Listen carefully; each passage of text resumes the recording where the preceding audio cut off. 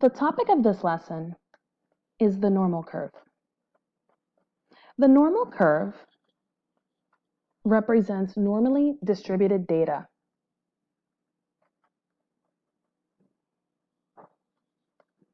And when data is normally distributed, it generally forms this shape. This shape here is referred to as the bell curve. Now, on this bell curve, the mean, median, and mode will be represented at the center. In this case, we will call the center point mu, which will be signified by this Greek letter. Now, on this normal curve, we recognize that the entire area under the curve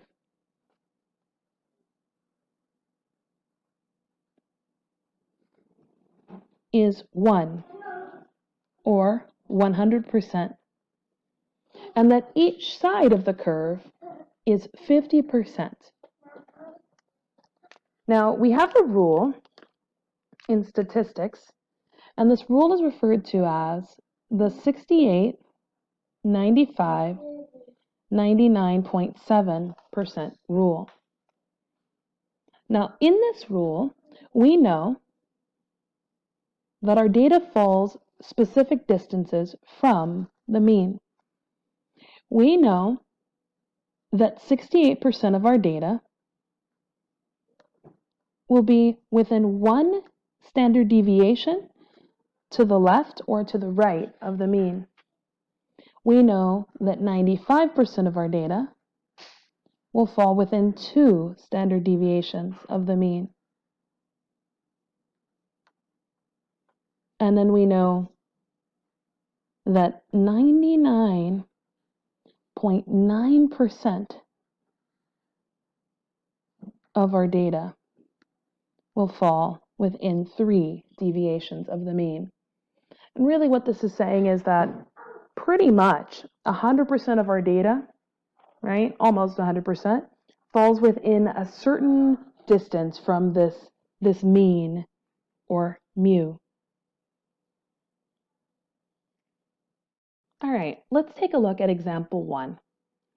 Recall the amusement park trip from examples 1 and 2 from yesterday's lesson.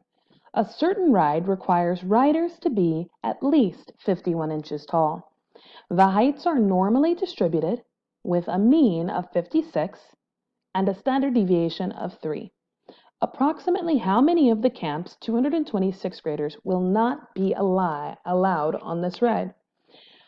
All right, in order to figure this out, we want to determine what is called the Z-score. And the Z-score will essentially tell us how many deviations we are from the mean. And we learned about these yesterday.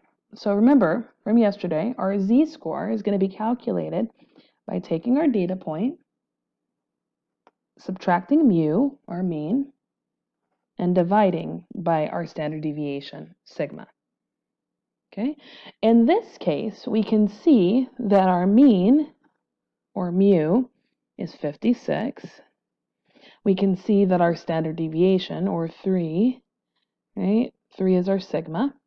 And then we know here that the data point we're looking at is 51 inches. Okay? So this 51 inches here will represent our x. So we're going to take that information and we're going to plug it into our Z-score formula. So we have Z is equal to 51 minus 56 divided by 3. And let's go ahead and calculate that. So I have 51 minus 56, and that gives me -5, and then I'm going to divide by 3. And that comes out -1.6666 repeating. So I'm going to say that my Z-score is approximately -1.67. Now, the Z-score tells us how far we are from the mean. So let me show you what I mean.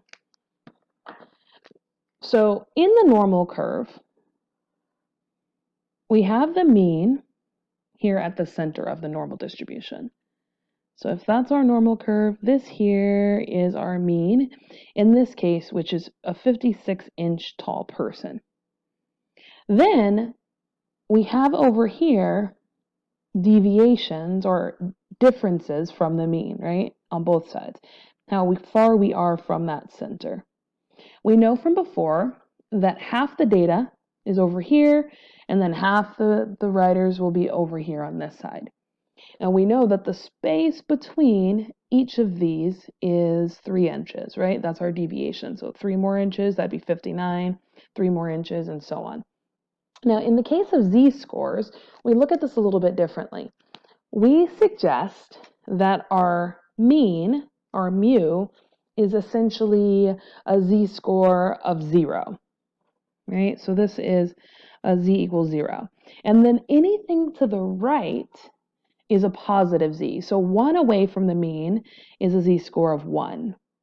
Okay, so this would be a z-score of 1, a z-score of 2, a z-score of 3. And then on the left-hand side, this would be a z-score of -1, -2, and -3. And in this case, each of these represents one deviation from the mean. So we like to say 1 sigma, 2 sigma, 3 sigma. And then on the other side, same thing, -1 sigma, right? -2 sigma, and then -3 sigma. So the number of deviations from that mean or that z-score of 0. Now, in order to figure out, in this case, we know that we are -1.67. Well, this is -1, this is -2, so we know 1.67 is a little bit past this halfway right here, right? So we're going to say then we're looking at this right here. And this here is that -1.67, right? Z-score. And we have in our textbooks, in Appendix A on page 718. So on page 718 of your textbook, we have what is called a z-table.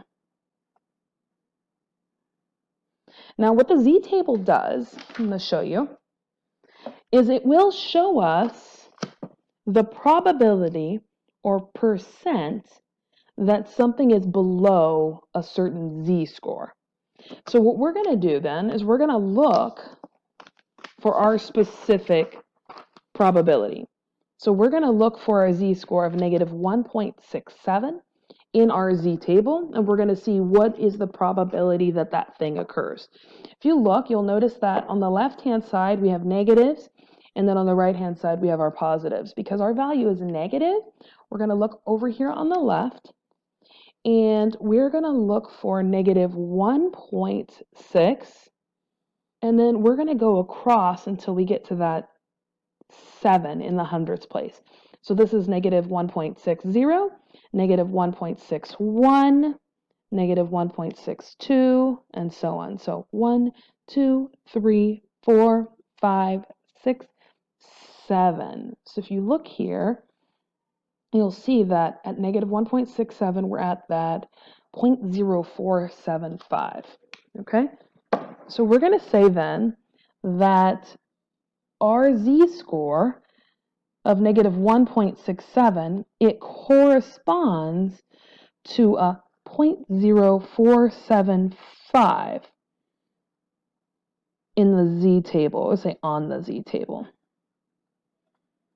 Now, what that means then is that this here, this area under here, is represented by 4.75% of the riders are in this space down here.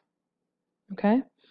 Now, I know it looks a lot larger here, and that really is just because my drawing is not to scale. Okay? Now, does that answer the question? So the actual question says, approximately how many of the camp's 226 graders will not be allowed to ride? Well, right now, we know that 4.75% of the riders, or the campers, cannot ride. But that doesn't tell us how many. That tells us what percent. So what we need to do is find 4.75% of the 220.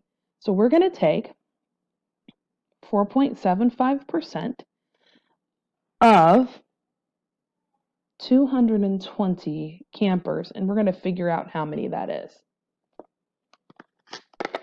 Right? So this here is 4.75% of 220 campers. We'll grab our calculator again, and let's see, 0.0475 times 220, and we see that that's about 10.5 campers, but it's 10.45.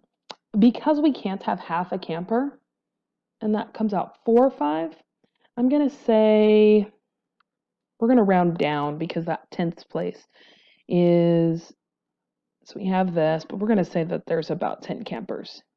So 10 campers will not